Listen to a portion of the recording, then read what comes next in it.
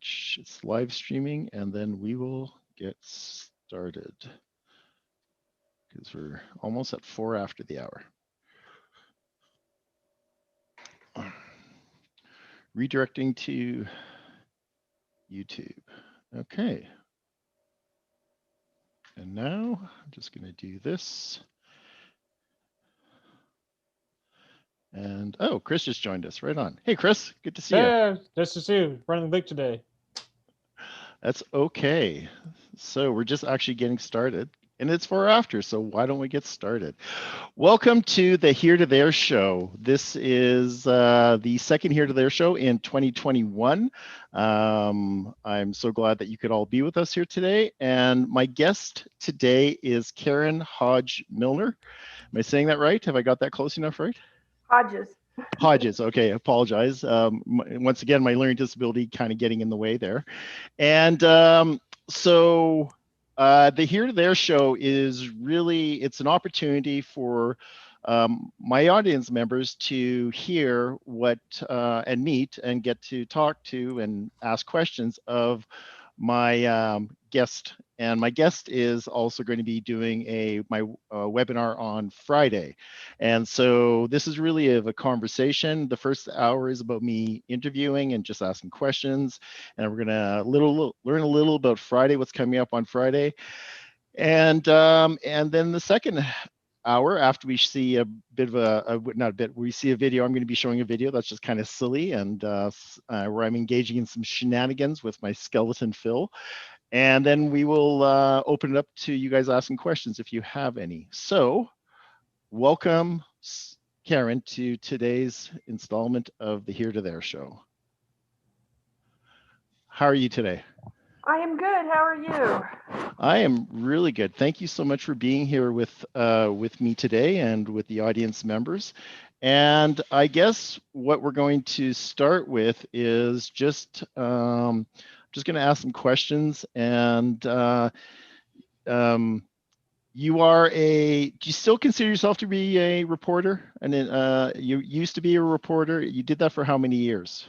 I was a reporter for about 10 years, as in working at a daily newspaper. Then I was a freelance reporter and editor for a lot more years. I don't actually work as a reporter anymore, but if there's anyone out here who's ever worked at a newspaper, you know, once a reporter, always a reporter in your heart.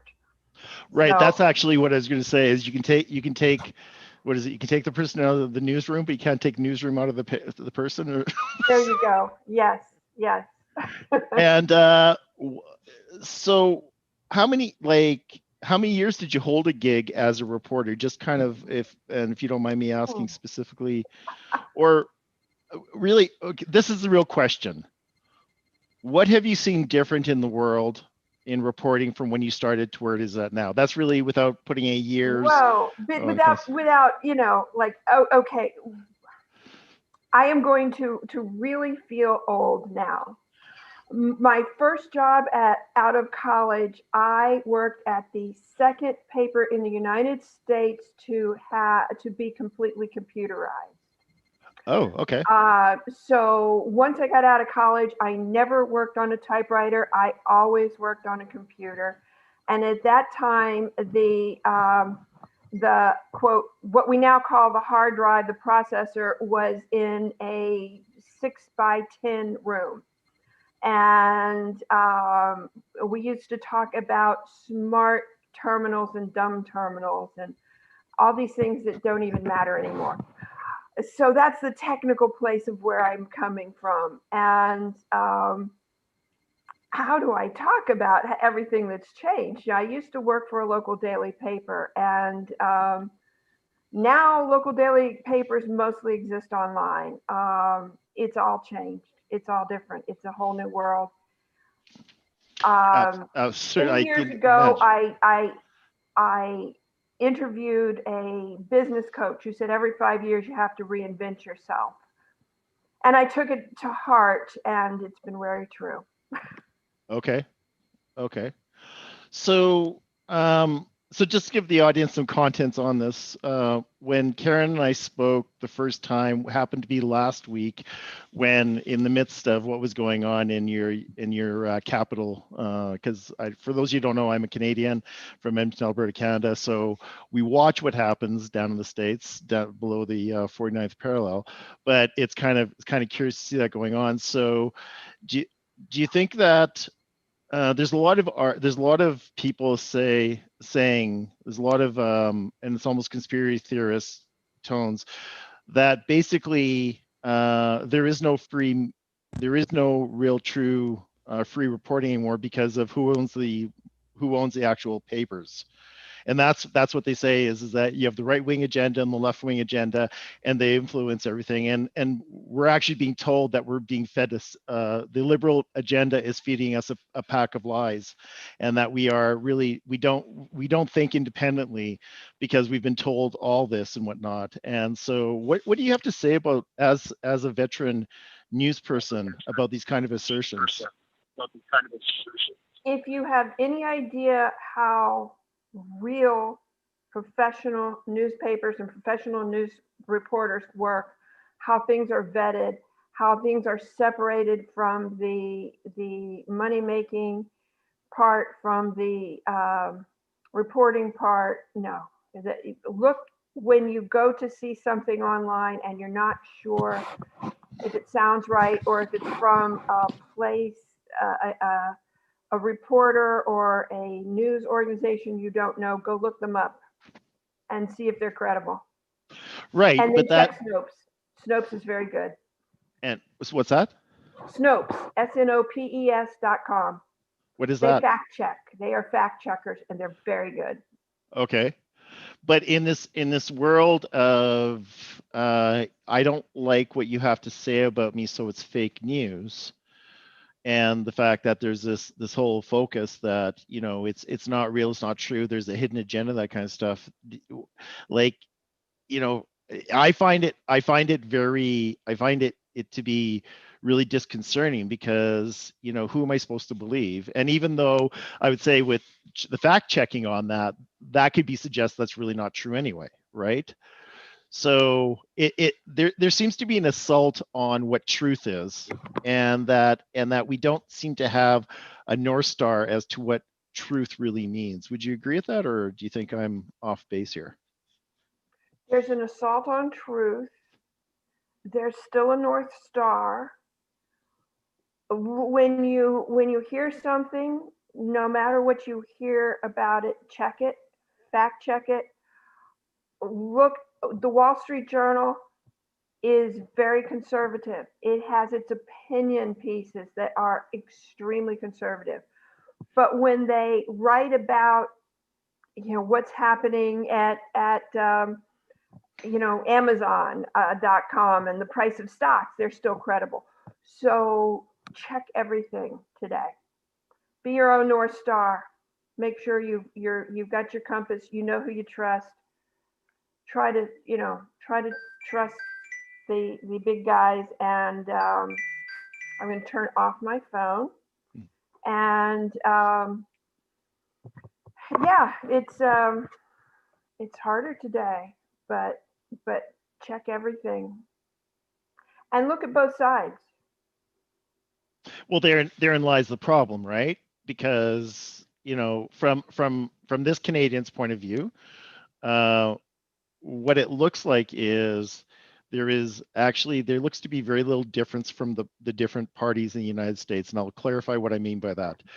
Both think the other is wrong, both think the other is better than the other party, and both doesn't respect the other party. So you have both saying the same thing about the others when it comes to the fact that they're wrong, they have followed the wrong agenda. Both says that the other party is wrong, we're right, and that basically you're being led astray. And so, it's just like it's the same message, but the others are saying to that. So it's a curious world at times to navigate this and to see, and try and understand that. It's almost like this idea of we have more information, but we're not any wiser with that information. We have so much, we have access to so much information, but you know, this idea that we're more wise, or we're better informed. Do you think people think they're better informed? I think a lot of people think they're better informed, but where I've become jaded is I've talked to so many people who don't listen to anything.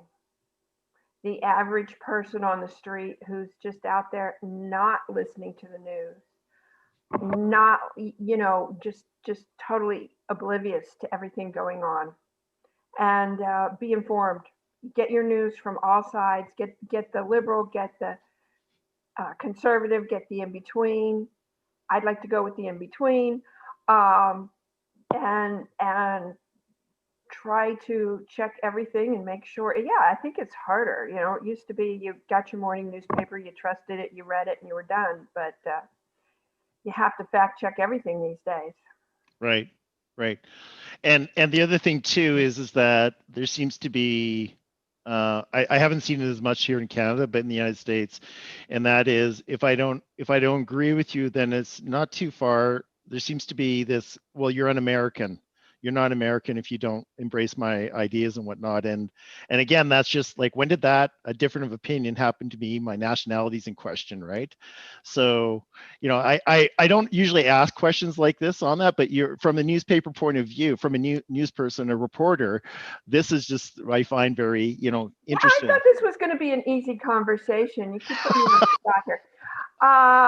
Again, I'm dating myself, but back in the 70s, I don't know. I'm not sure how many people here, particularly because I can't see, I don't know where they're from.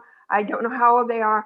But if you remember in the 70s, there was the Archie Bunker mentality, the America love it or leave it people. Then there's always these people. Right.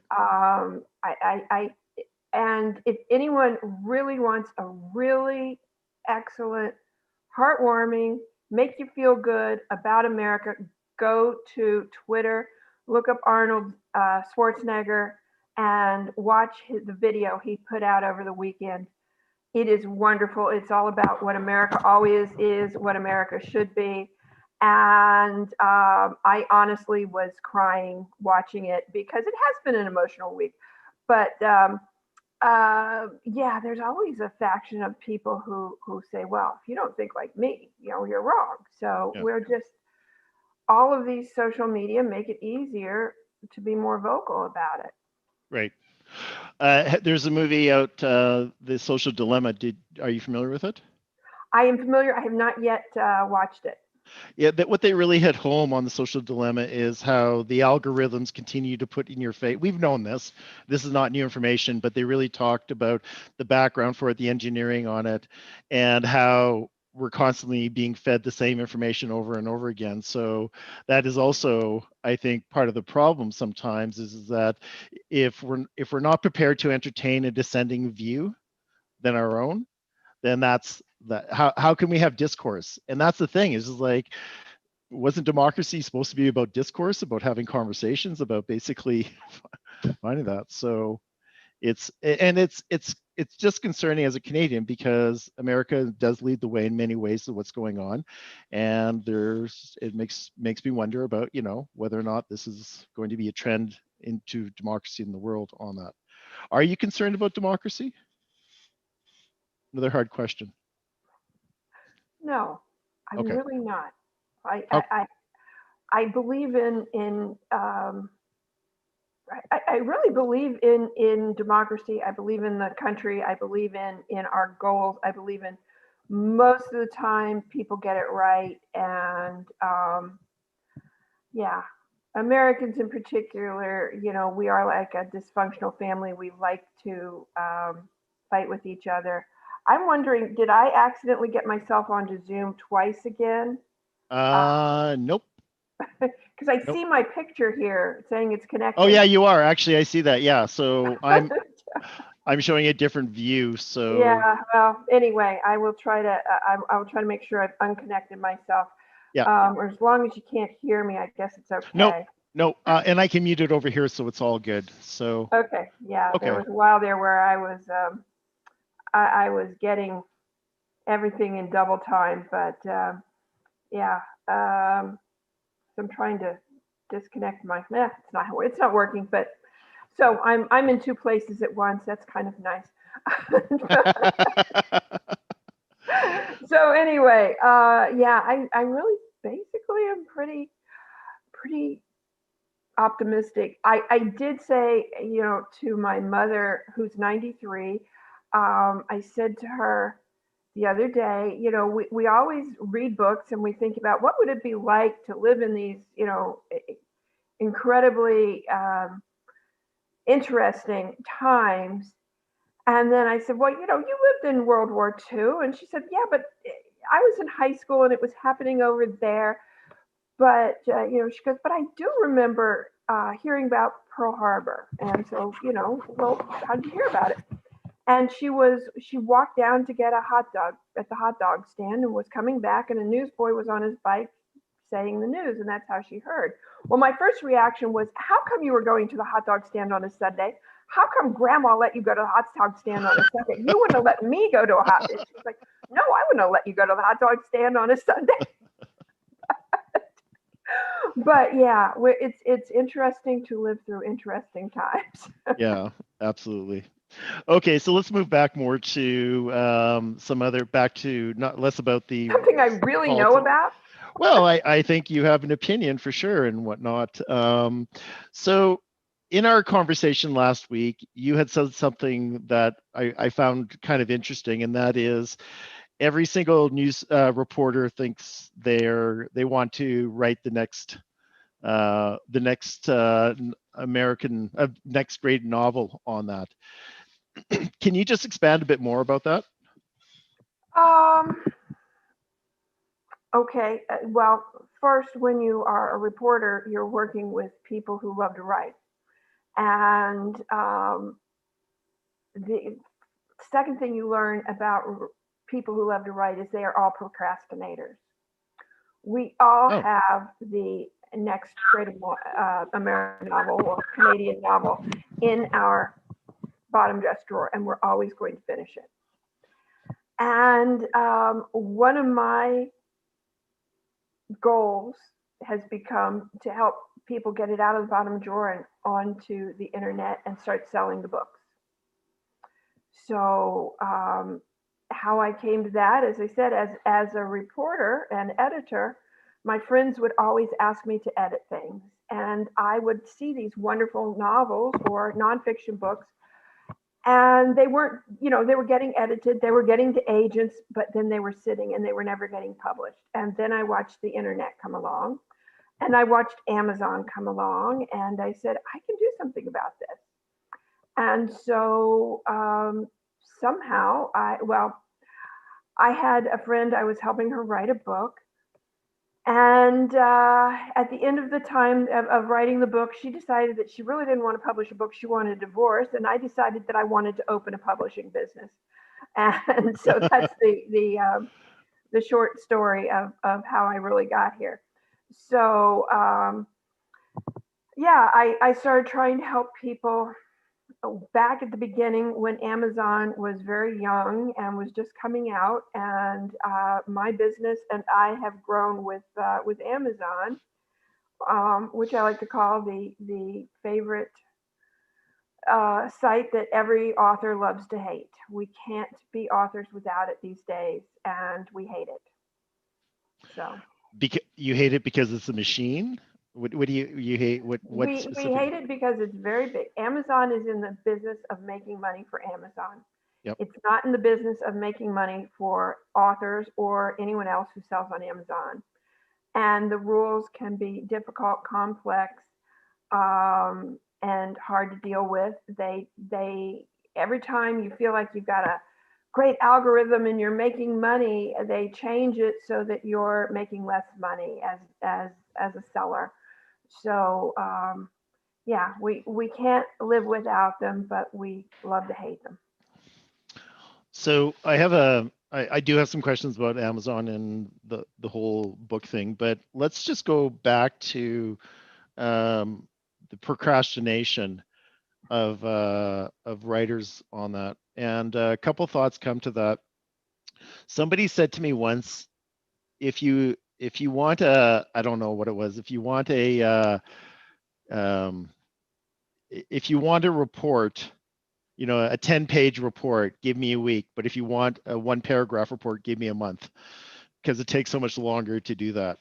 Like, you've heard that kind of, right? Yeah. Mm-hmm. Mm-hmm. So um, why do authors procrastinate then? What is that about? Writing is difficult. There you go. It's not fun. You have to sit in a room by yourself and stare at a computer or a notepad and work. Writing is work, it is not play. Being an author is fun. Having written a book makes you feel good. Actually, writing a book is just hard work. Okay, well, this is actually significant to me for a couple of reasons, and I'm just going to qualify what I'm going to say with this. Uh, so, when I was 30, I got tested for a learning disability, and I discovered that I had a very severe learning disability, and it was dyslexia, and it was the rules of the dyslexia was third, and then there's rules of the language, and just stuff just didn't just doesn't make sense. It just doesn't. I don't have that background that people go, oh, it's supposed to go like this. Rules, a lot of the rules don't make sense to me. And from that report, I was able to go to the University of Alberta and have my whole degree paid for, because I had to take less courses, because there was a program with the Alberta government to basically help people with this and whatnot. So really blessed with that. Really, you know, really was a gift in so many ways. Went to university, got my degree, has this struggle for my whole life about being able to rep myself well on paper. And what was significant about what you just said is I was under the impression that writers enjoyed writing and that they didn't see it as work. When writing is going well, I enjoy creating. Okay. I love creating, and it's great when it's working well. Okay. But it's hard work. I think if you talk with effort, it's still effort. It's still effort. Think if you talk, I have a very dear friend who's a professional artist, and I think he'll tell you the same thing. When it's going, it's great. But there are days when you're just staring at the canvas or the computer going, no idea what to say now. And no matter what profession you're in, you have to learn how to get over that. And the great thing about having started life as a daily news reporter is you don't have time for writer's block. You write or you eat, or you don't eat. Um, they pay you for producing, so you will produce. By 11 o'clock every day, I had to have a certain amount produced. And so, yeah, the best thing to do if you're having trouble writing is to sit down and write something. And maybe the next day it doesn't look very good, but you write more. And eventually, writing begets writing. The more you do it, the easier it is. So do it every day. And is that because you're actually developing your writing muscles? Yes. Okay. It's just like any other exercise. You got to develop the muscles. I paint abstract, and you can see some of my art. So I definitely get the referral about, if you have a blank canvas and you don't know what to do, or you have something that you start and you don't want to ruin it, so you're not gonna move forward. I think the difference is you can just extract the words from copy and with the canvas on that. But it's actually it's in a weird way, it's kind of relieving to hear that other people struggle with this, because I really was making the inferences that it's because of my learning disability. That's why I felt like it was so much effort for me on that. And I just thought other people who wrote, who called themselves a writer and enjoying writing, it would just be, they'd be in their element just because they get to try and create. But apparently that's not. My son, who's going to be 34 soon, is very dyslexic. has a Master of Fine Arts in Creative Writing, and is a really excellent writer, but is making his living doing machine learning. And yeah, and as I told you before, he tells me what he does, and I listen. I go, Right. You're Yeah. happy? Okay. You got a job. You're secure. Okay. I don't care what you do. Right. Right. Yeah, that's what we want for our kids, right? Is that they're Right, going to be yeah, he's a storyteller. He loves telling stories, and so even though he struggled to learn to read, and dyslexia is a very large uh, generic thing that they throw a lot of different things into. So what is difficult for him might be easy for you, and vice versa. But it's yeah, he's worked his way around it, and knowing how to tell a story is different than knowing how to get the words on the page. And one of the things I do is I take people who know how to tell stories and I help them get it from their head onto the page and into a book and onto Amazon. okay. So we're going to come back to this. I'm thinking about the creative process and whatnot. So if I like to cook, I like to bake. So I do find making a recipe is creative, even though it's very scripted in a lot of ways. Painting is more of a kind of creative. And I paint abstract because I can't paint representational art. I can't do the bowl of fruit or the landscape, so I stick with, or I used to. I don't paint anymore. I find many things that I do to be in the creative space on that. Tell me what being creative as a writer means for you. One of the things I have done a lot of is, as a reporter, is interview people. I enjoy talking to someone, then writing down their story and giving it to other people. I enjoy the how-to writing. I enjoy taking something complex and breaking it into parts and making it understandable to others. Um, as an editor, I like helping other people do that. And that leads me to your example of liking to cook, because cooking is very creative. A lot of people cook with a recipe, but as they become more and more experienced, they don't always use the recipe. And writing is like that. There is a formula to writing. When you know the formula, you know when to break it. You know when to add something more.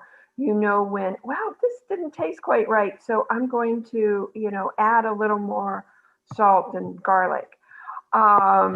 And you know what to add and when to add it. And so learning the rules of writing, what I do is I take the person who has a story to tell and I try to condense it into something that they then know how to get other people to see it. So I always start by asking the person, why are you writing the book for other people? And they usually have a very easy time answering that. And they want to express their ideas. They want to convince someone else. They want to teach someone. They want to inspire someone. But then I say, well, why are you writing the book for you? And people have a hard time answering it. Sometimes I think they don't want to admit that they want to prove to others that they're an expert, or they don't want to admit that they really want to make more money. But you have to have both of those. You have to be writing a book for other people, but you also have to be writing it for yourself, because as I said, it's hard work. So if you're not going to get anything out of it, why would you be doing it? And most of us are altruistic, but not altruistic to the point where we don't want to do anything for ourselves at all. We want to get a little something back, even if it's a little bit of praise or just the feeling of, I got it done. And so the first thing I do is try to find out why they're writing for themselves, why they're writing for other people. Then I try to find out what's the theme of your book. After someone has put down your 150, 250, 350 page book, what would they sum up in one sentence? I learned from this book blank. And some people have a hard time with that too. They want to give me entire paragraphs, in which case I know they don't really understand why they want to write the book. And I make them get it down to one sentence. One sentence, what do you want people to have learned from your book? And after that, we can break it down into chapters. And this works for fiction as well as nonfiction. Because in fiction, you have a theme. All fiction should have, good fiction has a theme. One thing that people will learn, no matter how the story is written, they're going to learn something from it.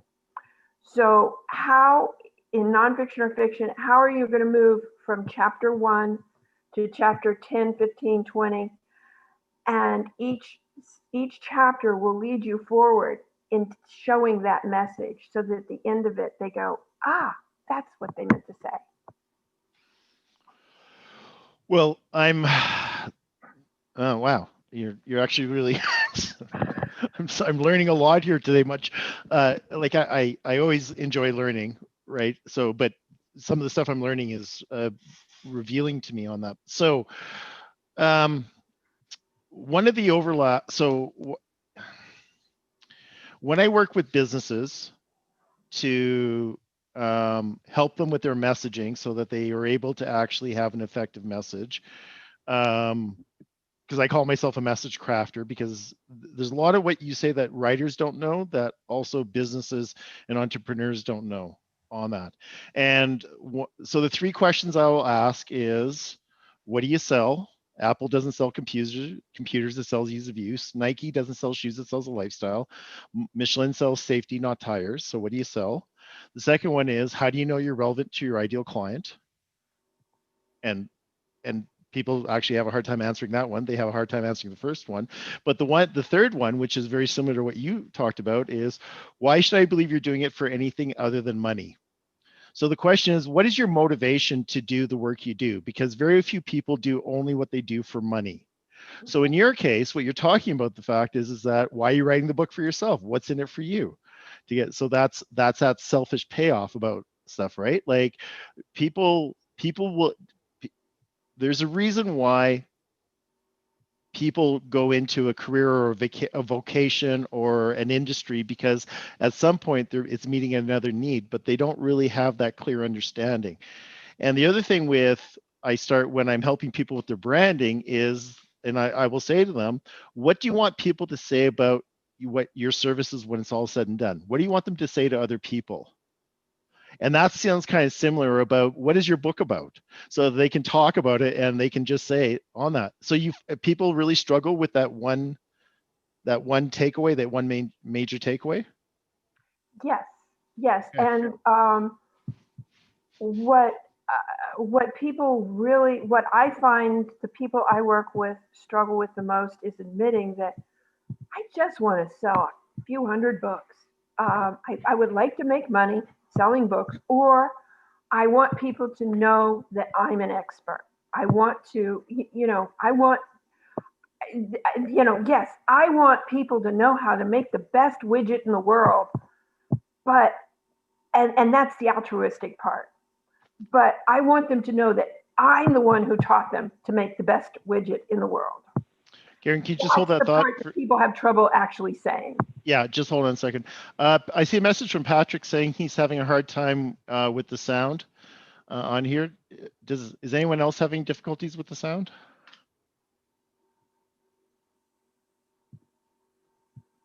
Chris, can you hear us? Loud and clear for me. Okay, not sure what's going on there for you, Patrick. Sorry about that. So hopefully you'll be able to figure that out. So, okay, so back to Karen, what you're saying about people not being straight or honest with their motivation. They either want to they have a hard time admitting they want to make more money, or they want to make money, or the fact that they want the credibility. Is that right? They get those. Right. People, that's a little embarrassing to say, I think. People who want to write tend to be a little bit of introverts. And maybe that's not true for a lot of people. But a lot of people, if they're looking to write a book, there's part of them that really does enjoy that thought of, sitting for a few hours, having a reason to sit closed up at your desk and not talk to anyone for a few hours every day. So for the most part, I'm an introvert. I deal with introverts, and we don't want to admit that. Yes, we really want a little praise for ourselves. We want to write the next great novel. So my question with that is that because there's a belief that being a writer should be a noble art? Yes. Is it really? Yes. Yeah. Either, you could get me started here on education and all sorts of things. But let me just say that yes, we believe that somehow writing, painting, music, dance are gifts. They are art. They are not business. To be profited on. Yes. It's okay to make some money, but you're not supposed to make a lot of profit on it. Yeah, and you're not supposed to promote yourself, and you're not supposed to market yourself. And the first thing I do is say, if you're a writer, you're a small business person. You own a small business, and you have two products that you're selling. Number one is your book, and number two is yourself. Whether you're writing fiction or nonfiction. If you're writing fiction, it's easy to see that you're selling yourself. You're selling yourself as the expert.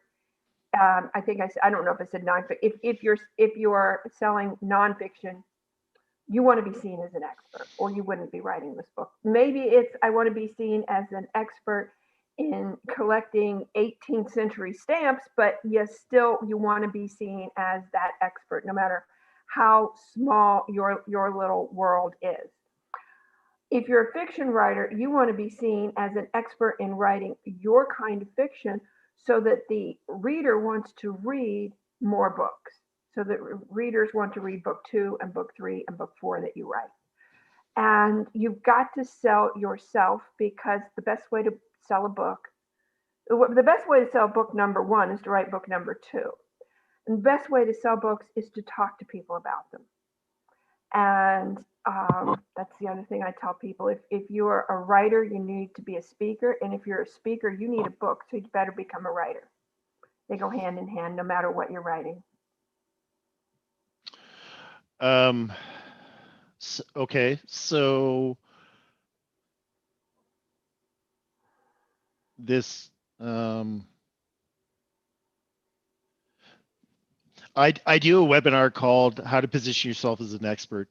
And one of the things that I say at the very beginning of the webinar is that if you don't agree with my next point, which I'm going to tell you in a second, if you don't agree with that, this webinar might not be right for you. And what I say to people is you have to see that you are a brand to position yourself as an expert. And I get pushed back on that. I get people saying, I'm not a brand, I'm a person. I'm going, well, if you're on LinkedIn, Facebook, Instagram, any of those, you're a brand. And then maybe you shouldn't be on this. Then this webinar is not for you, because it's all predicated on the fact that you have an identity that is, you're selling something, and that identity and whatnot. Do you get a lot of pushback from people seeing that they are a small business owner? Or that they're running a small business, pardon me? The person who pushes back from me, I don't work with. Okay. That, when people call me and they want me to work with them to write a book, and they say, how do you, don't you want to see my writing first? And I say, no, I have to talk to you first. Right. I don't care how good your writing is. if you can't understand these things, if you don't have that entrepreneurial spirit, if you are selling, if you have written the best book in the world, if you're like, well, I'm just going to put it on Amazon and everyone's going to find it, you might as well just not do it. It's not worth your time, and you're certainly not worth my time. So, yes, I do hear a lot of those people. No, it's not a problem for me, because then I go find someone else. So Right. Right. So it's very hard, but I'm at the point where I'm like, I've worked with enough people that I thought I could convince them. I thought I could prove to them that they would, that they would see this, and no, I couldn't. So now I'm like, cutting your losses faster. Get out. It's not worth it. Right. Right. Because you're having to. It's the basic. It's the premise of what you're. To be successful as a writer, you have to recognize that you do have a small business and you're your product and that kind of stuff, right? Because otherwise, what are you if you're not doing that? Yeah. Right. You're a person who has put a book on Amazon, and there are a lot of people who want to put their family memoirs on Amazon, and that's great. They can do that.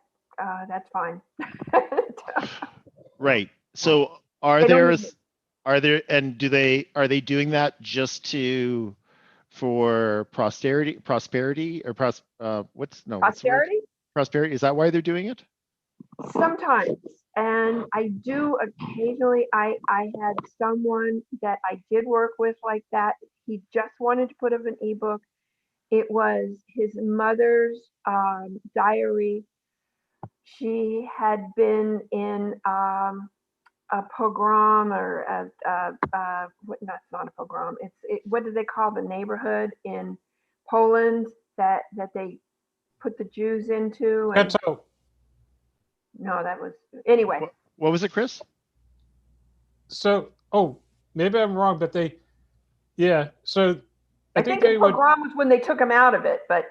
So I think the pogrom is when they just, they go in and just attack the Jews and leave. But and I think there are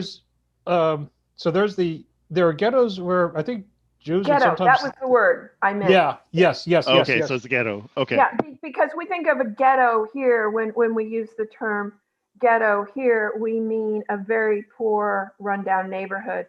But pre-World War II Europe, it was a neighborhood.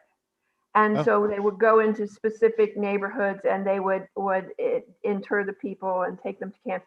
Anyway, I had this one person who wanted to put his mother's diary on as an ebook because there aren't many records of that, and just to put it was a way of putting it up for posterity. So that was one of the very few people that I was like, yes, I will get your stuff up on Amazon, and then it will be there, presumably, if not forever, for a very, very long time. And it's a way of preserving it. So but that's the exception. That's not the rule. That's the exception. Yeah. That's the exception. Yeah. And that's a really, that is one of the values of Amazon, that presumably sometime, somewhere, several hundred years from now, some of this stuff is still going to be there that might not have been otherwise. Right. And I make a very similar clarification, or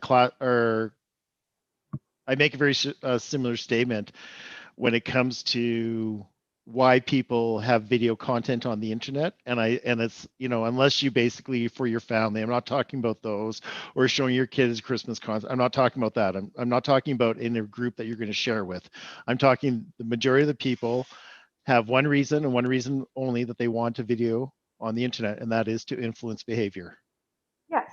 Mm-hmm. Like, subscribe, share, download, buy.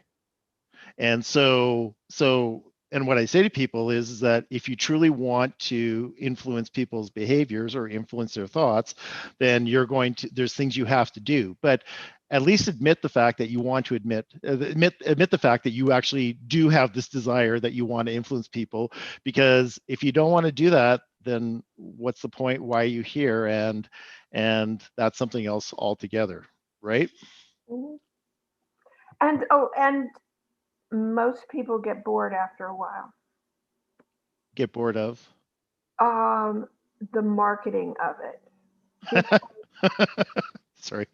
You have to, okay, whether it's a book or whether it's a video, or particularly I think if you're one of these influencers who keeps putting up videos, that gets hard. And, you've got to come up with new content all the time. And if you're marketing your book, I have to find new ways to tell people to read the same thing every day.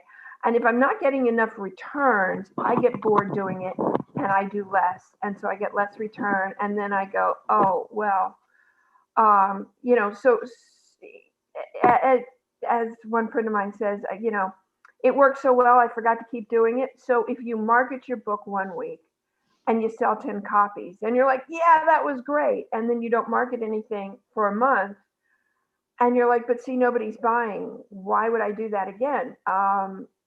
It worked so well, you forgot to keep doing it. Any day you're not marketing your book is the day you're not selling your book.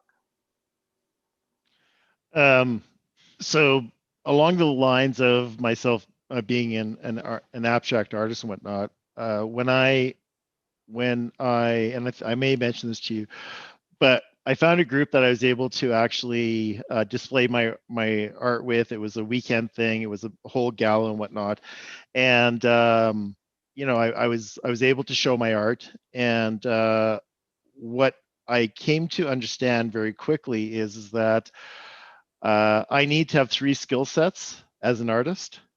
The first thing is I had to have art that was desirable for people to buy. The second thing is I need to know how to display it, actually to show it. And there's the psychology of how to have a well lit display, the parameters around it. That was brand new, and then I had to know how to sell it to the people. And I was at best, I was painting. I liked what I paint, and I sold some and stuff like that. But it's not as if I sold a lot. But it was the other two that I wasn't expecting to have to do. It wasn't on its face. Oh, that's very attractive. So I'm going to buy that. That wasn't enough. No. And it's very similar to having an online program. You have to have 3 skill sets. You have to have your expertise. You have to know what you're talking about, because if you're just saying something everyone else says, then who's going to listen to you? Because you're just another guy with an opinion, unless you have some. Then you have to learn how to package it so people are going to buy it. And then the last part is it's the ongoing marketing. And the gurus don't tell you about after the fact. They don't tell you about the fact that it's a machine you have to keep feeding, and it's a whole new skill set that you have to actually develop and build and work on. And so, yeah, that sounds very similar also to the things is that, okay, you wrote it, but that's not enough. It's not just going to. And there's a very famous saying, you can't judge a book by the cover, but that's what we do every day. Every time we go into a bookstore, we go on Amazon, we judge a book by its cover. And the most, if you have, and I've seen people do this, they write a really good book, and then they think that they just don't want to spend the money because they don't have faith in themselves. So they're just going to make their own cover. And they put up something, yes, Chris, you're shaking your head. And they do something that I've seen things where they just wrote the title on a Word document and they put it up there.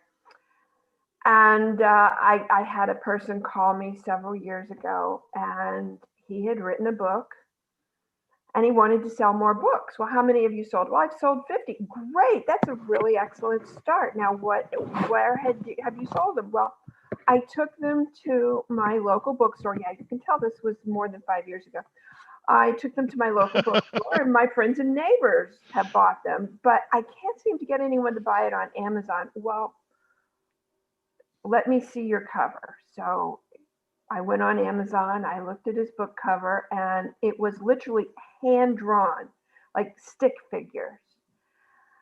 And I went, well, you need a better cover. You have to spend money. Well, but I can't, I've already sold 50 books without spending more money. Why can't I sell another 2,000 without spending any money? Yeah. And you're having to be the bearer. You're having to be the cold shot of reality, the cold yeah, that's cold glass of water in his face.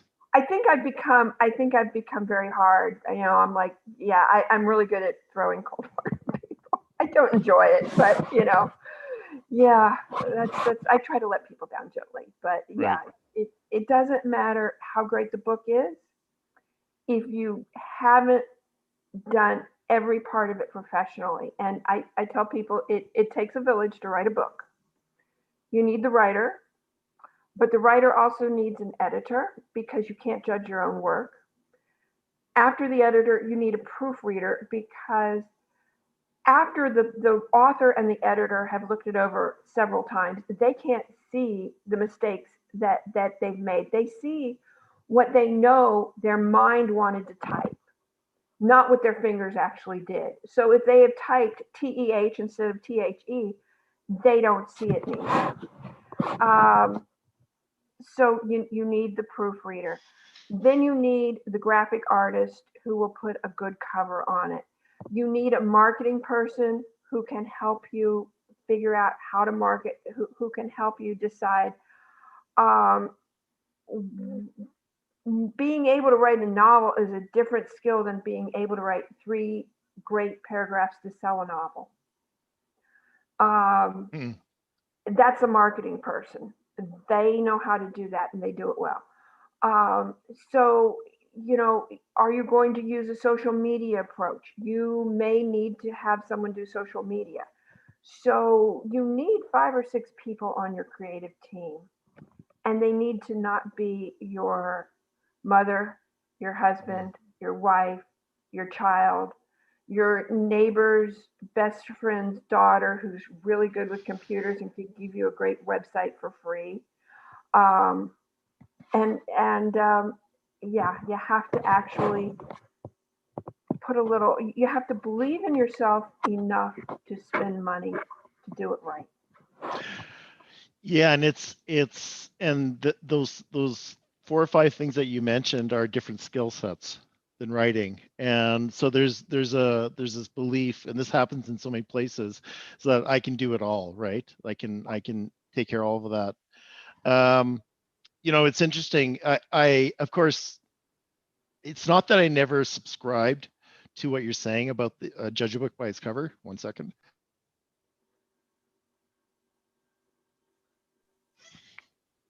Bless you. Thank you. Um, it's not that I never it's not that I didn't believe that, but where it really hit home as significant for me is in Netflix. So there's a whole bunch of there's many Netflix movies I have chosen not to watch for whatever reason, and it's not that I haven't seen them, but they just haven't resonated with me, and whatever the title is in the image. And then now what Netflix is doing is they're putting new images up for the same webinar, for the same movie, and now I have interest again. Yeah. Nothing's changed except for the image that they used, whatever the characters, whatever scene they're taking from, or whatever that's made up. So what it used to be is you would have the main character as being who they're showing in the image. That's what it used to be. And then they put in a supporting character and a very different thing. And actually, I'm drawn into it on that. So that really hit home about, yes, you do judge a book by its cover. And if you're not going to make something that is enticing or interesting on that, then basically people are reading words, and then that's just not going to have the same impact. The great thing about publishing today is it's a lot easier to make those changes. As opposed to a run of 10,000 books and then you're stuck with them. We used to have to make it profitable, you used to have a run of several thousand books. Now, with print on demand is a marketing concept. It is also a printing practice. So where to be profitable, you used to have to run off several thousand. Now you upload a PDF to Amazon and they store it. And when someone orders it, they send out, they print up 1 book, 2 books, whatever, and send them out. So if my cover isn't selling well, I can change it. And I just was working with a woman this past year, and she had a really cute cover. She'd written her first book, but then she wrote a second book, and she suddenly had decided that this is going to be a series. And it's what's called a cozy mystery, if you're familiar with that. But it's kind of a lighthearted, fun mystery. And there's a dog involved. And so now we've got a series going. And now we want to brand the book. We branded book number 1. Now we're branding a series. But it was as easy as creating the new cover, sending it to Amazon, which once it's done, takes literally a few minutes. And the next day, the new cover is showing. The 2 books look branded. As an ebook, you can sell them together. There are so many things that used to take a year or more that now can literally be done in a few days. Yeah, and so that gives you could be responsive, you could change things up on that. So that is one of the upsides to the world there's many upsides to the world on that. But yeah, there's the amount of, and I'm going to swear here, the amount of shit I have in my basement from stuff I've developed over the years.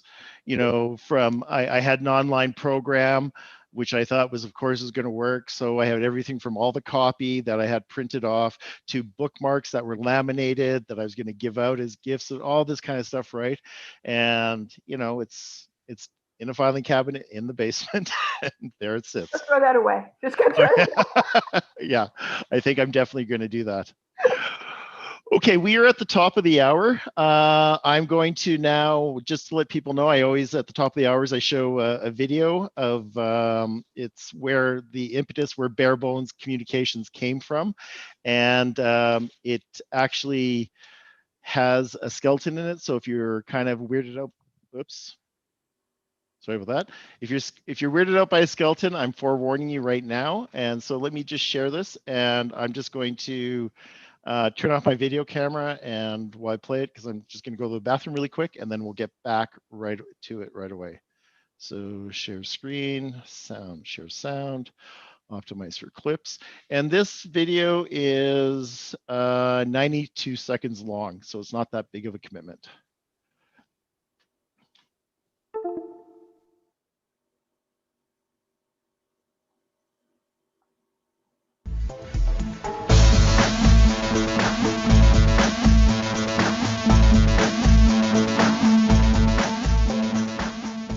This is Bare Bones Videos. I'm Luc Bouchard, and this is my co-host, Phil. Phil tells me that our first quote today comes from one of our subscribers, and that's Savannah from Edmonton, Canada, my hometown. And Savannah sends in a quote from Einstein.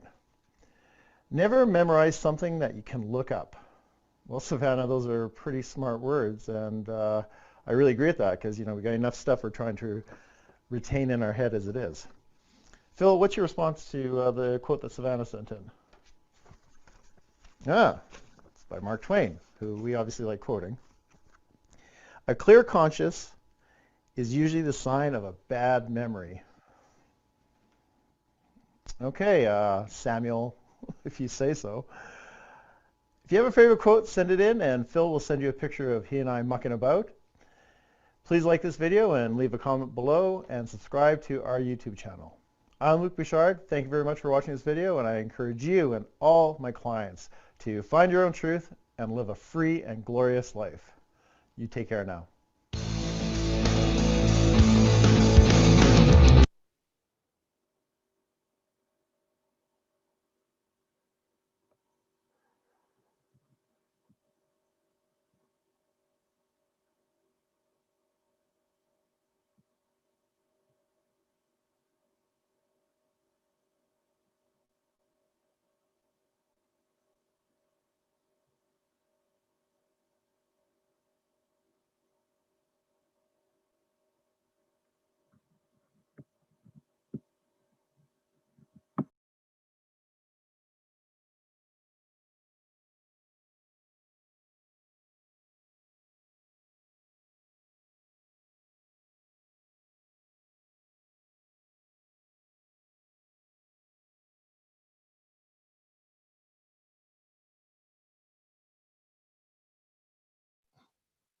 Ha! I was muted that whole time. Sorry about that. I was just I was saying that that I started doing those videos as a way of trying to find engagement with my audience, and I was seeing that people were putting up cat videos and silly stuff like that, and it was just like, yeah, I want to try something different. And it was from that those videos I started my video production company, which was Bare Bones Video Productions, and then I banned it again to Bare Bones Communications. So those were some of the things that I was doing, and that's I thought I would just show that as a breaker on that. So Karen, I see that you're I just turned off your video there. Are you still with us, Karen? I'm here. I just nobody else is showing, so I felt self-conscious. Oh yeah, no, it's that happens. So Chris and I are on here. So if you're ready, I've got some more questions for you, and then we're going to open up to the audience. Okay, I'm back. Thank you very much. Yeah, and I had my mute on there for a while and didn't realize I was just doing that. So anyway, so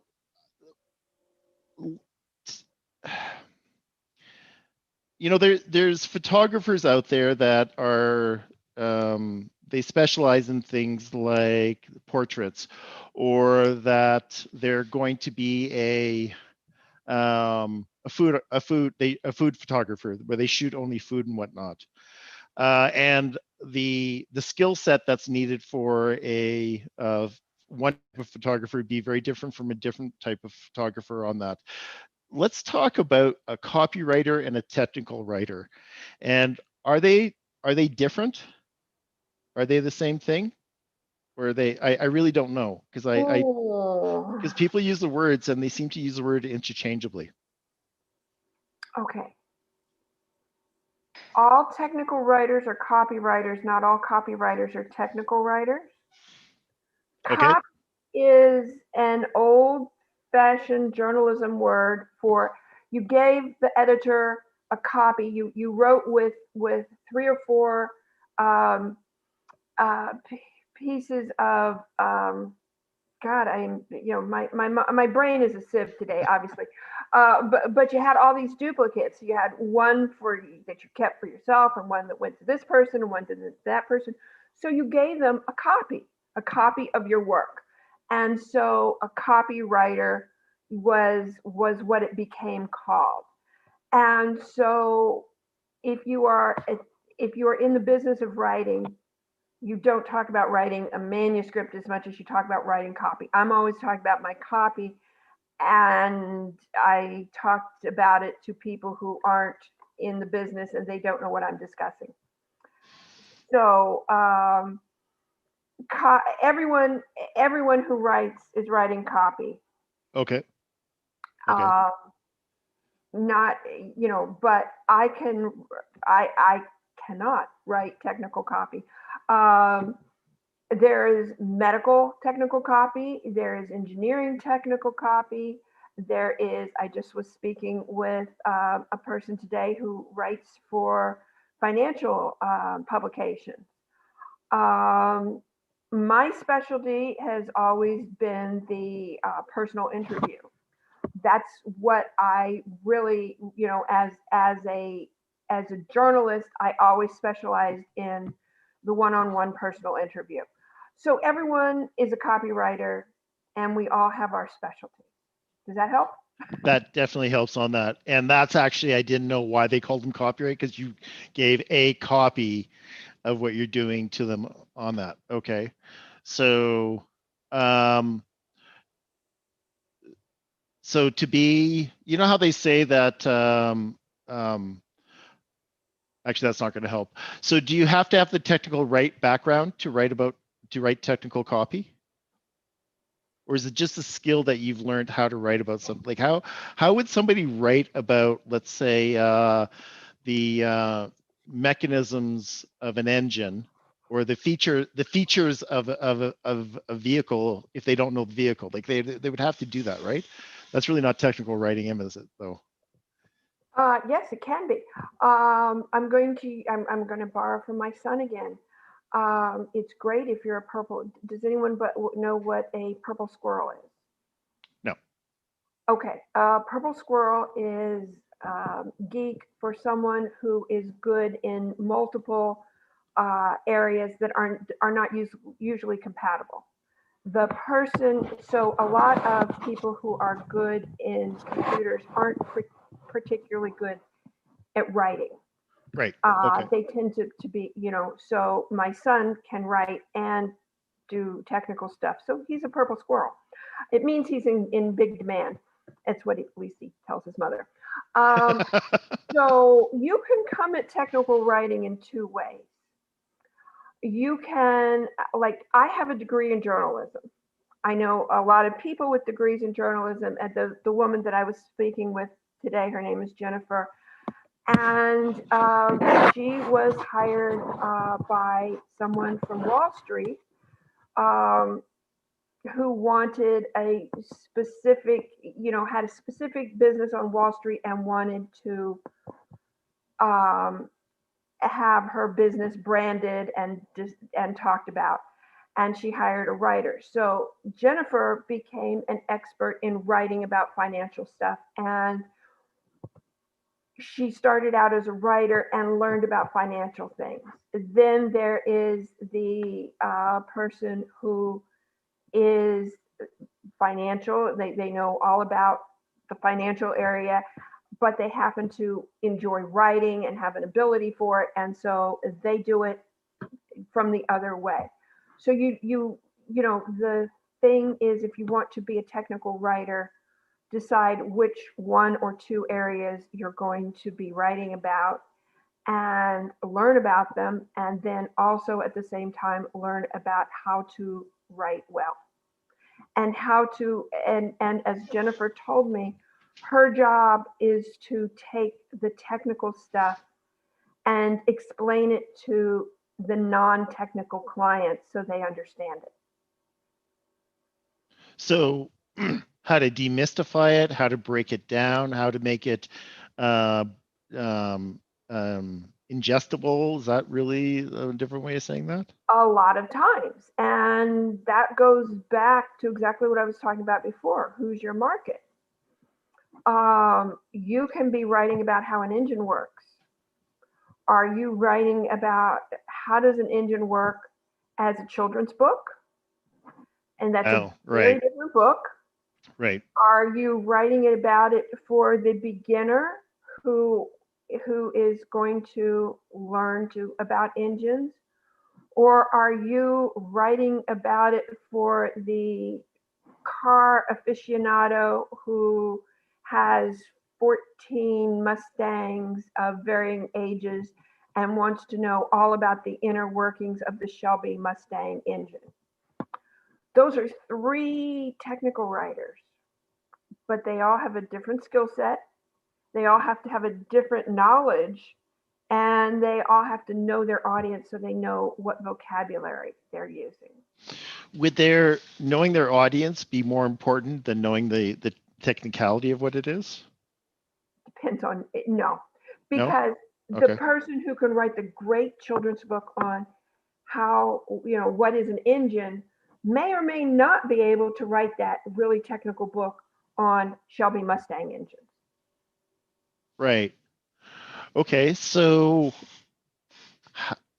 how do I how would I interview?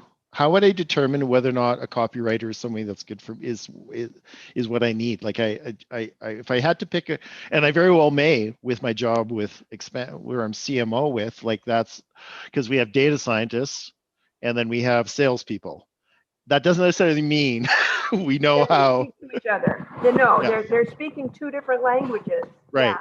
Right. Yeah, one is speaking Greek and one is speaking Russian. And yeah. Well, I'm just thinking about having either the salespeople or the technical people reading it probably is not a good idea because that's a different skill set what we were talking about, right?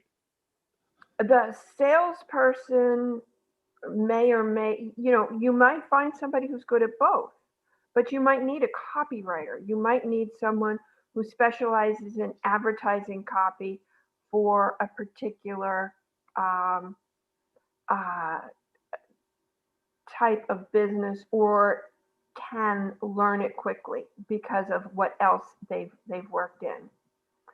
So one advertising person I know specializes in hospitality companies. She works with restaurants, hotels, venues, wedding venues. Every one of them's different, but they all have something similar. So, yeah, a copywriter who works with automobiles might also be able to work with a lot of other engineering topics, but they might not really have the skill set or the interest in learning to become a medical technical writer.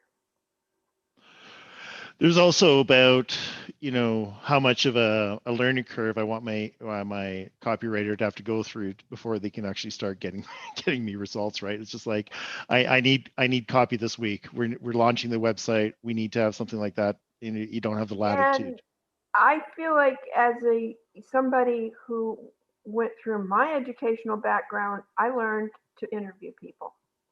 My skill is in talking to people, learning about their business, and writing about it in a way that other people can understand. That's my skill set as a writer.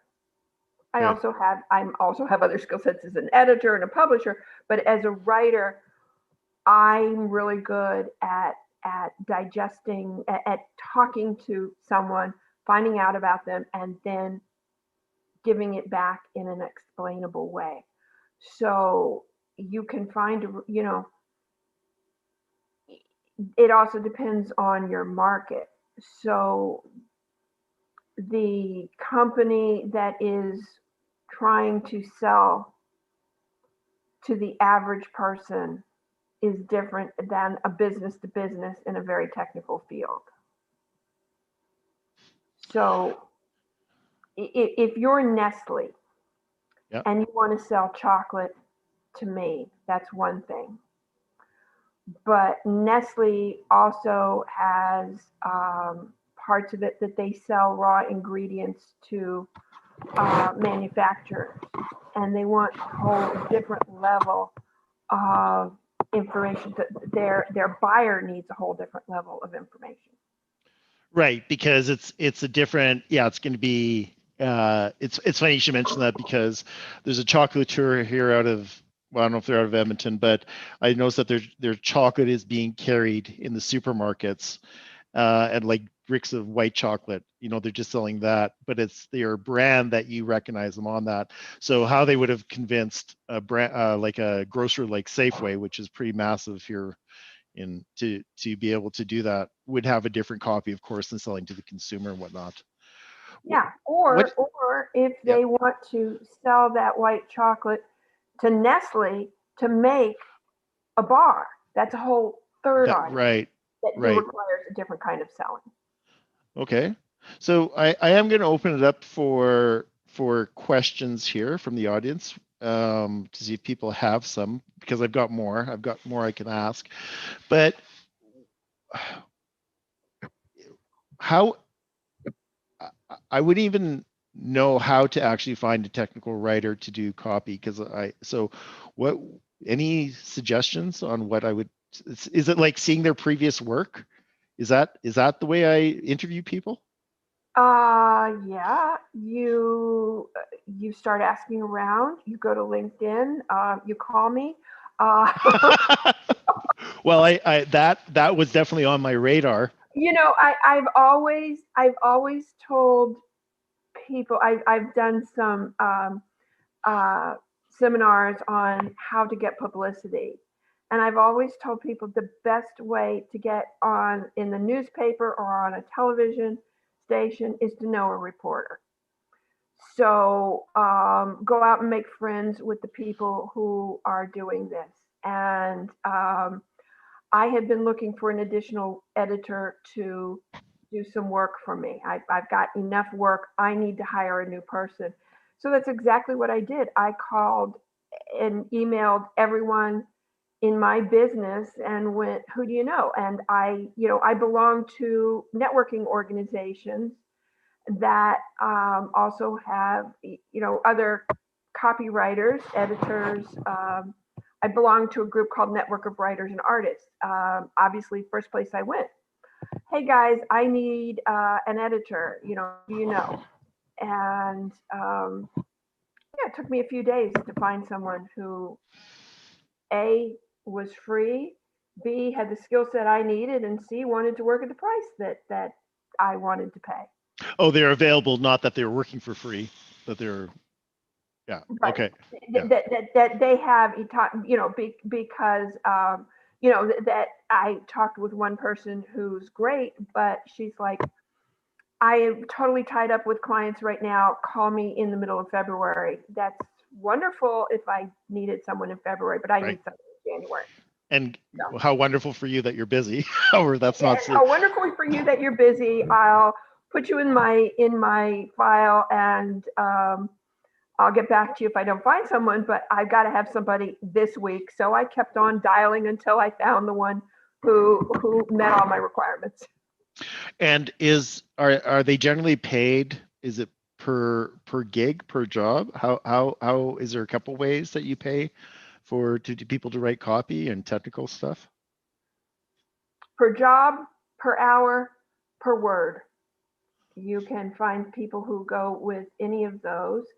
And it depends a lot of times whether you want an editor versus a writer.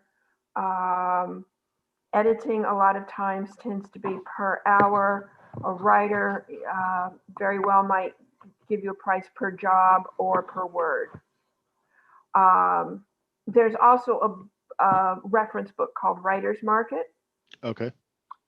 It's great for people who write and great for people who are looking for writers, and it gives you ideas of how to charge. It has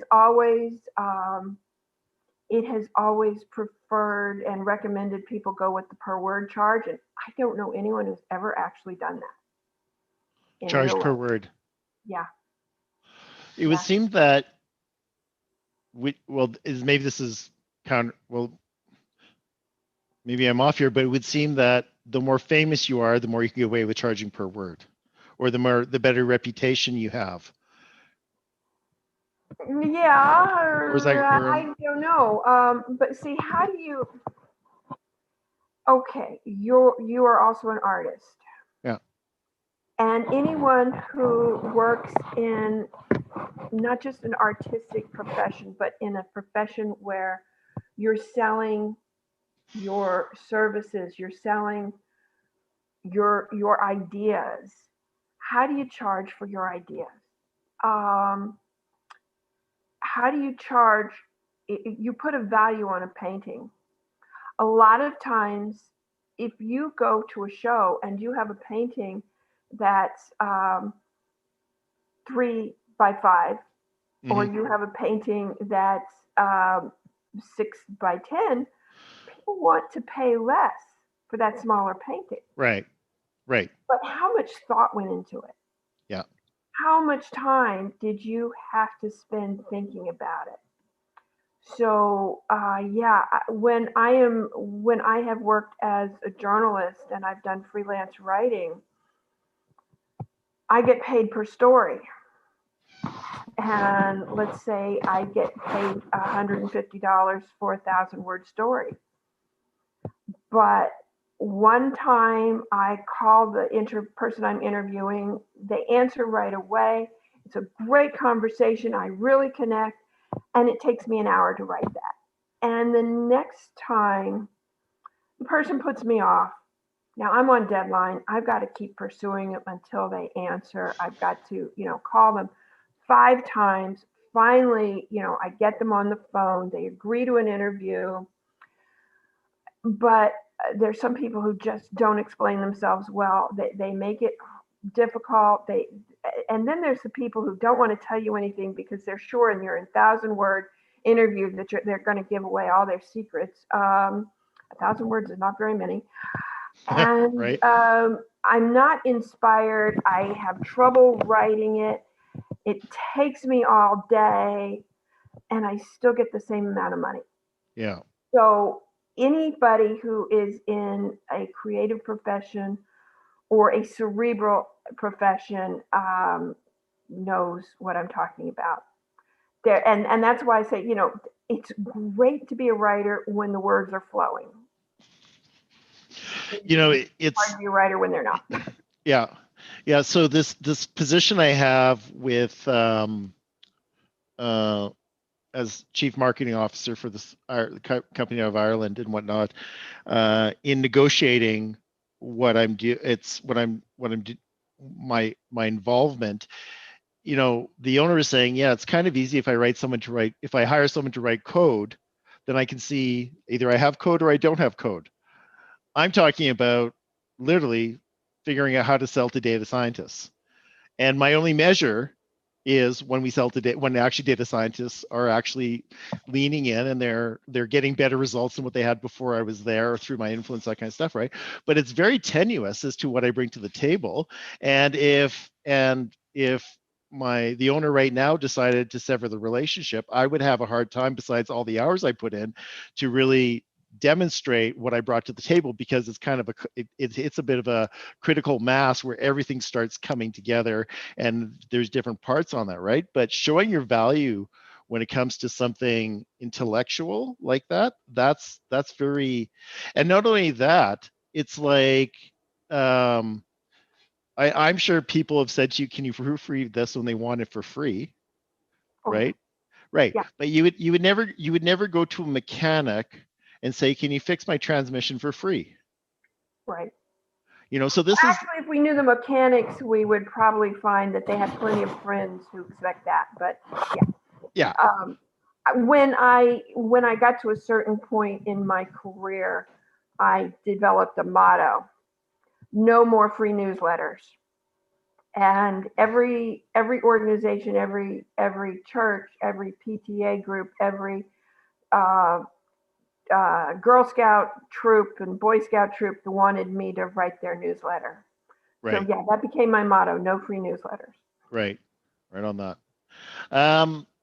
I'm just wondering if we've had some drop off rate, which kind of happens on the Here to There show. I'm wondering if Chris or Ron have any questions. Ron did did put a comment in the chat like actually an hour ago. And Ron had said, Karen, you're 100% right. I lived in the United States for a year in Pebble Beach, Carmel, California area. Additionally, I did plenty of business for many years in with Americans living in Montana, Florida, California. Everyone that I associated with in the United States were wonderful people.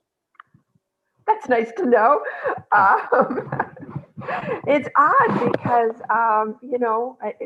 I don't know where everyone's from, and I'm kind of used to talking to people who don't see me as coming from someplace else. Right. Yeah, it's like I just moved from Pennsylvania to North Carolina, and they're like, "Oh, well, what do you think of the South here?"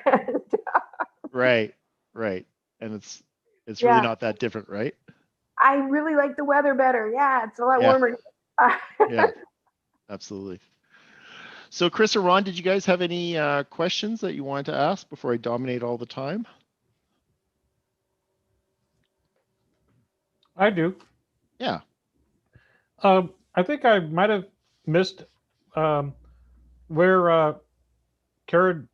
I guess Karen Miller is in Pennsylvania.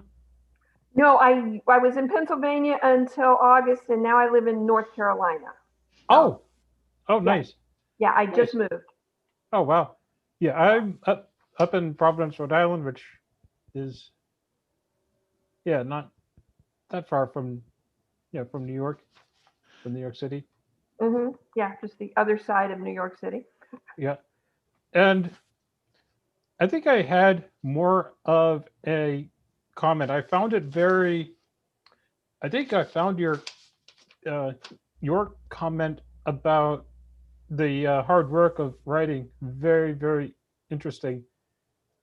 Just as a interesting comment, so my career has been in computer programming, but when I was in my first year, when I went to college prep high school, I actually kind of struggled with the with the class English and writing essays that is always needed for for the English class, I really kind of I was okay, and I did well in middle school, but college prep, that's when everything gets harder. It's more of a test, and I actually had a bit of a tough difficulty really writing just essays in general until I read the book, yeah, by Maya Angelou, I The Caged Bird Sings, and it was incredible. Just the way she talked about the way how she talked about her childhood and everything she went through in her childhood. It just kind of gave me much more confidence than I'd expected. The worst place to learn about writing is in an elementary school. Right. And they kind of, they're trying to, I come from a lot of teachers. I'm one of the few people in my family who isn't a teacher. They're trying to teach 20 or 30 people how to do one thing at the same time. And so they make it very generic and, and very formulaic. And if you're the person who gets that formula, great. And if not, it doesn't work for you. But being, and I think I said this a little bit, being a storyteller is different than being a great writer. And I can work with a storyteller. If you have a story to tell, but you don't know how to get it on paper, I can help you. I can take it out of your head and help you get it onto paper in a way that people understand. And I worked with one woman who, Chris, this might mean something to you, but probably not to Luke. She came from Trenton, which is a very poor part of New Jersey. She was told she had a lot of learning disabilities, and she wanted to write a memoir, and she had no confidence in her ability. And I said, well, start talking to me. And she had a wonderful way of speaking and a wonderful way of telling her story. And I just helped her take it and get it on paper. And one of the things I said was, when you're telling this story and you're in character and you're a 15-year-old Black girl in a high school in a not very good part of town, you cannot speak with perfect English because it would not be believable. But when you step back and you're being the narrator, you have to speak in perfect English. So when you're telling us about what happened, you have to be speaking in perfect English. When you're showing us with dialogue, you have to speak as if you were that 15-year-old girl in Trenton High School. Because that's what gives credibility to that is how the person is demonstrated. Being able to do both, being, the person who was trying to write a story about a 15-year-old in a high school in a bad part of town who had perfect grammar would not be believable. Right. They could not suspend disbelief. It would not make sense. Right. But when she stepped back and reflected on her life, if she still spoke like that 15-year-old, she would not have credibility. So, you have to have believability, you have to have credibility.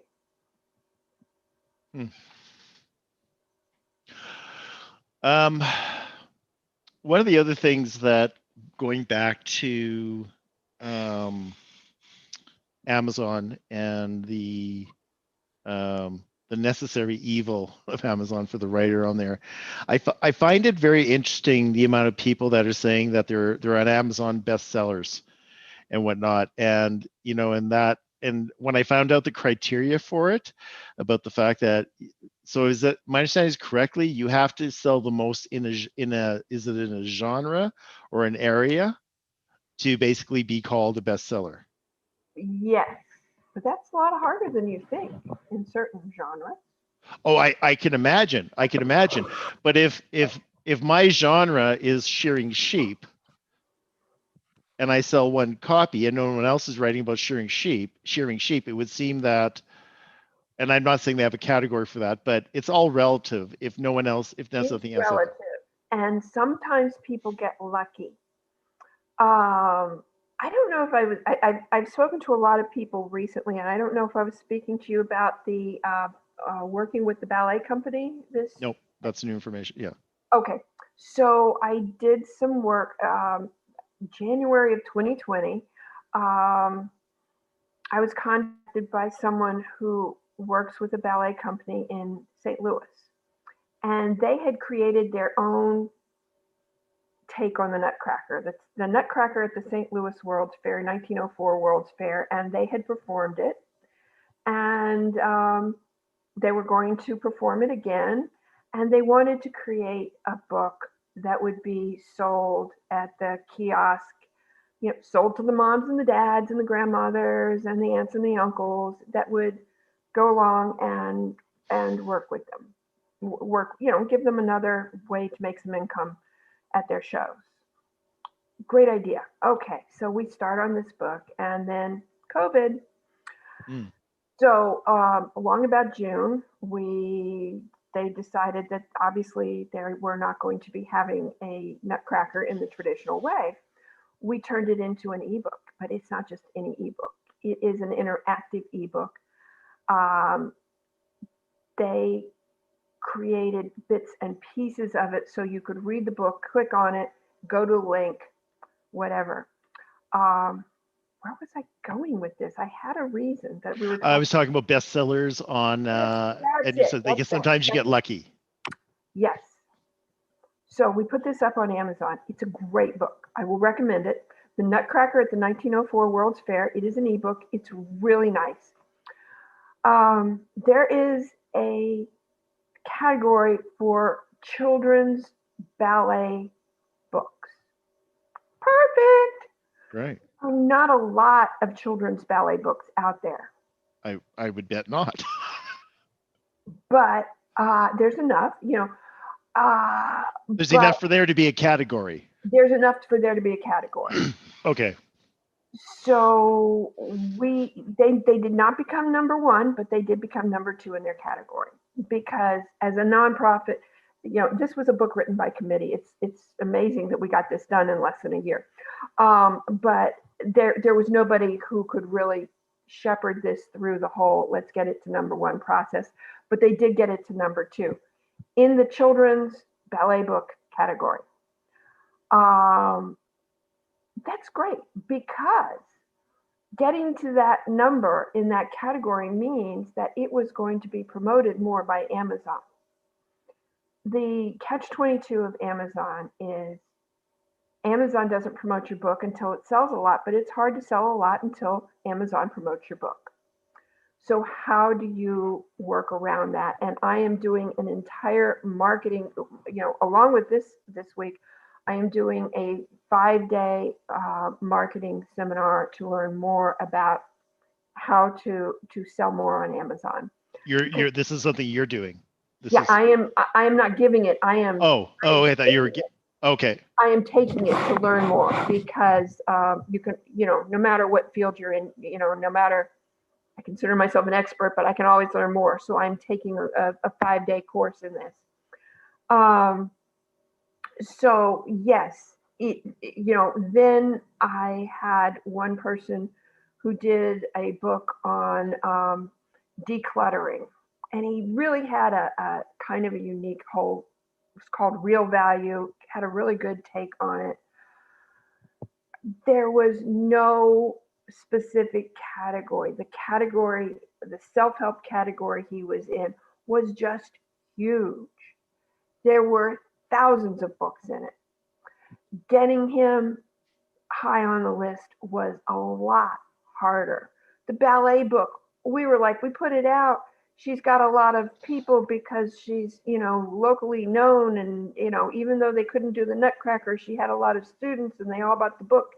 and we tried to maximize them buying the book over a 1 and 2 day period, and yeah, it was great. Yeah, if you're a self-help book, it's a lot harder to get there. So part of it is trying to, yes, if you're a self-help book, you want to be in the self-help area.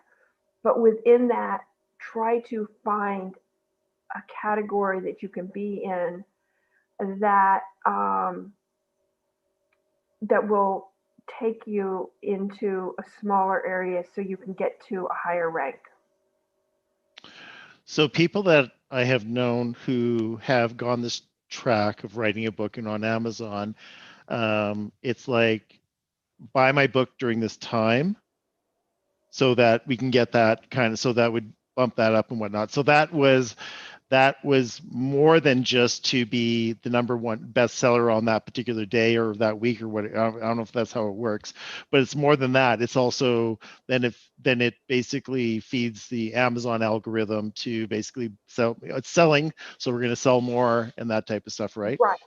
Okay. But if you put all of your eggs in that basket, everyone I know should buy my book on Monday, January the 11th.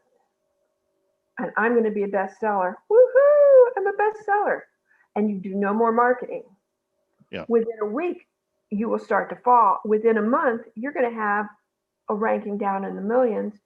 You'll have lost the algorithm. And yeah, you can put that label on your book, but it's meaningless because you're not selling anymore. The day you're not marketing the book is the day you're not selling. So, I'm sure in marketing you've heard the term about, organic growth. And Yep. that's great. You do want some of that. You need to balance organic versus let's push it at certain times. Let's do promotions. Even Nike has sales. And maybe they're but have a plan. Develop a 6-month plan. And Chris, I have a question for you. What is it? You've sat here through the whole thing. Everyone else has dropped out. So what are you trying to write? What are you planning to write?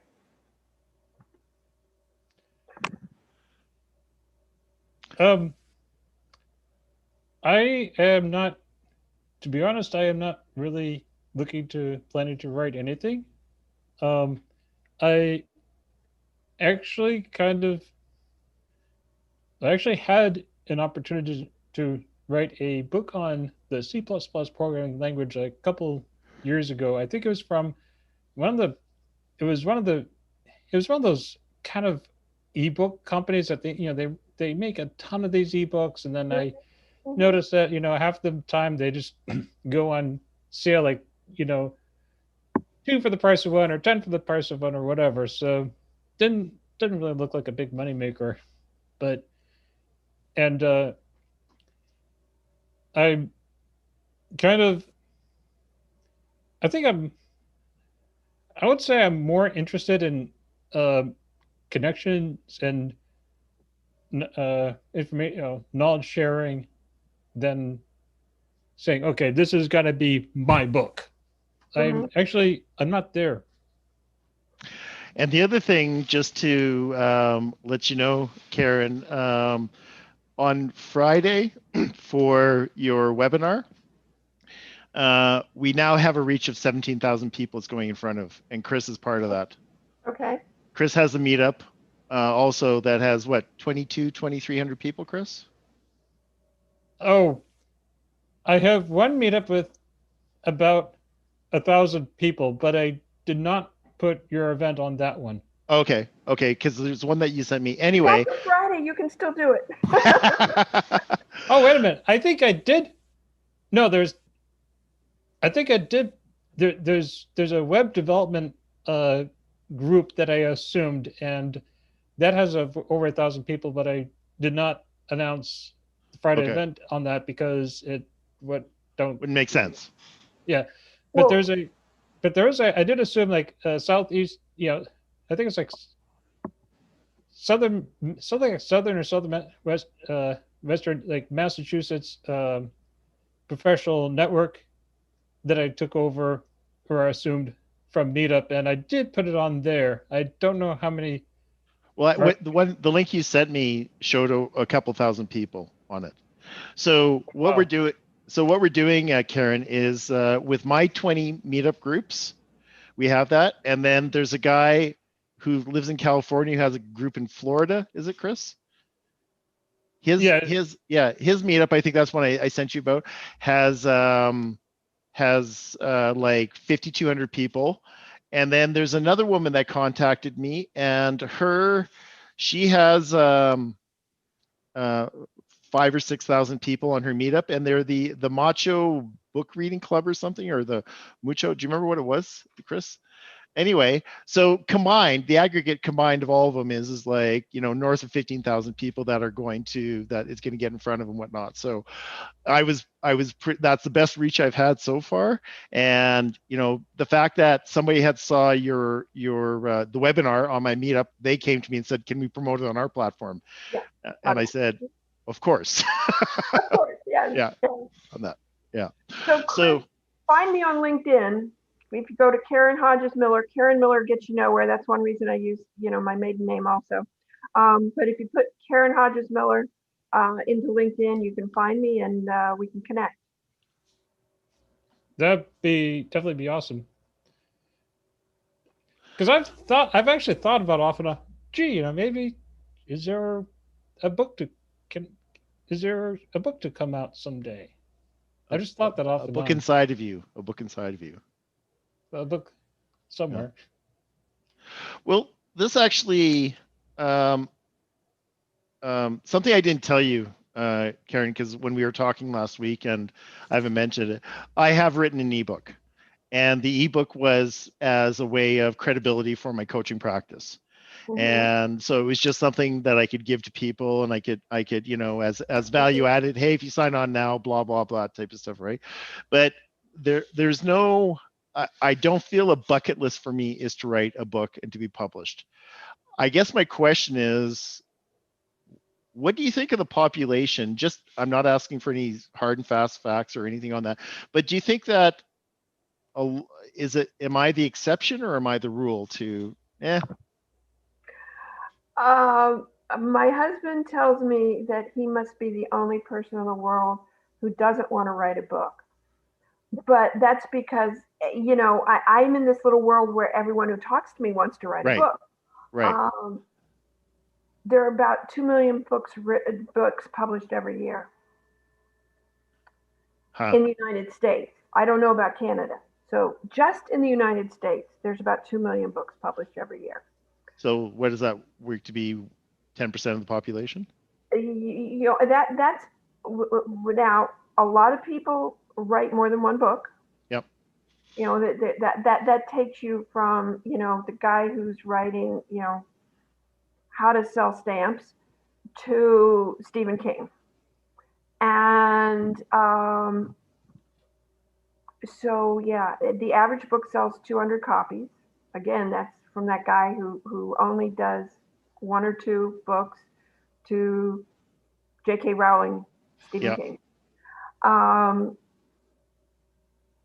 It's, to use another advertising phrase, how do you break through the noise? Yeah. It's a lot harder today than it was 10 years ago. Yep. At the same time, self-publishing is much more respectable. When I started working from home, Luke and I, we talked about this the other day. When I started working from home, everyone said to me, well, when are you going to get an office? And I would look at them and go, why would I want to? And now, it's like Luke and I said, it's like we've been working all our lives through the pandemic. We're ready. We're prepared. Yeah. And even before that, I went from being, you're not really in business if you're working from home, to being accepted, to being respected, to being the norm. I've gone through that whole transition. Right. So, yeah. Different world that we live in. Yeah. And that whole thing is that this is now the norm, and why would you have bricks and mortar if you don't need it, and that kind of stuff. Right. Yes. So, there's something you said, and I got I got caught up in what you're saying that I actually forgot it was about. Too many people write a book a year. A lot of repetitive. Mm. Oh, right. I found my way back. I'm going way out here, and I'm going to bring it back. When I was in grade 10 and grade 12, I got to travel to France on a school trip, and of course, we went to the Louvre and got to see the Mona Lisa. And it kind of makes me wonder: is the Mona Lisa really a great piece of art, or are we just told it's a great piece of art, so we believe it's a great piece of art? And I'm not saying it's not a great piece of art, but when does reputation basically speak for itself and has nothing else on that? So let me draw this at why I'm telling you this. Stephen King. You mentioned Stephen King. Is Stephen King, is he still a great author? Was he ever a good author? Was it always about the shock? Was it like, it's the brand name, so it must be good, we must listen to it? Like, where does an author get to rest on his laurels and basically go on his reputation and not always having to do stuff out? Or is it? Stephen King is an excellent, really good, really great author. Stephen King is not my cup of tea and never will be, because I don't like horror. Right. I have read almost nothing of him. He is really an innovative marketer. He understood how to market his books. And he is a really good writer. And the best thing he has written, in my point of view, is a book called On Writing. Oh, okay. So he's good enough that writers read him about how to be a better writer. But not only that, if he had been writing the best stuff in the world and had never promoted himself, and even back in the day, publishing companies have a lot of books. They have, traditional publishing companies have this many books, and they have this much budget. Okay. And that has to go to all of their authors. So out of this much budget, 2 or 3 people at the top get most of it, and the rest of it is sprinkled down by the rest. So if Stephen King, when he put out his first book, he wasn't that author getting most of the budget. Right. So he had to learn how to make himself that guy who was going to get the help.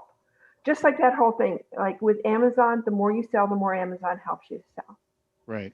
With traditional publishing, the more you sell, the more your publishing company will help you sell. So yes. This is, I don't know if this is just urban myth or whatnot, but did Stephen, do not well-known authors sometimes go for pseudonyms where they don't put it into their own name?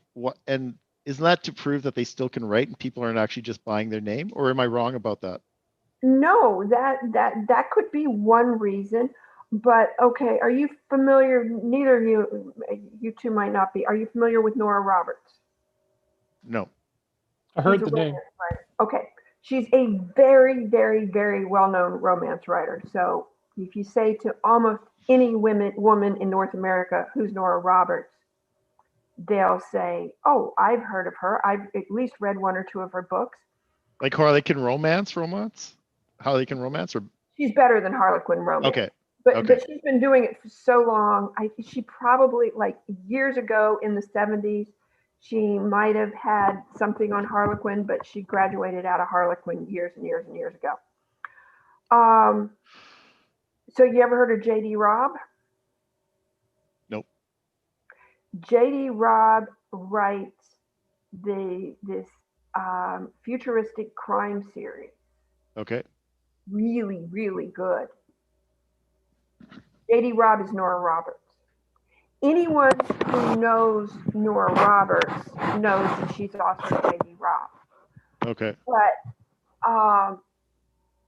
if you if you look if you're looking for traditional romance, you go to Nora Roberts. If you're looking for, it, the thought is that it will confuse people. Right, your brand confusion as to what you sell. So Yes. do you do science fiction or do you do romance? And on that, that's bad in business. Like brand confusion is never good. Brand confusion is never good. Yeah. Yeah. Right. So, yeah. So a lot of writers use 2 or 3 names because they are eclectic people who want to write in different genres. And if you know who they are, you can a lot of times see a big similarity in the writing from one book to the, it's the theme, it's like, There'd be overlap in the prose on how they kind of yes, yeah. yes, and the themes and etc. But yeah, that person who's looking for, crime novel written in 2165 versus the current day romance, Right. a lot of times it's 2 different people. Okay, well, we're coming up to the top of the hour, and in the last couple minutes, I would like you just to talk briefly about what people can expect for the people that are going to be watching this on YouTube, and what they can see on Friday is just an overview of what you're going to be talking about, and then we'll wrap it up. Okay, well, what I do is help people write, publish, and market their books. Okay. I am that soup to nuts person. People can come to me wherever they are in the project. So that's what I'll be talking about. If you have never written a book and you want to know how to do it, I help you get started. If you've got the book and you're almost ready to publish and you're just not sure what to do, I can help you with that. And then once you're up and running and it's on Amazon and you're like, now what do I do? I can help you with that. So that's what I do. Literally soup to nuts I am from a the soup to beginning nuts right person. to the end on that. Yes. Fantastic. Yes. Mm-hmm. Okay. All right. Well, thank you very much. I'm going to bring this edition of the Here to There show to an end, and I'm going to stop recording. Thank you very much, Karen, for being with us today and taking time out of your busy schedule. And yeah, yes, Chris. One more.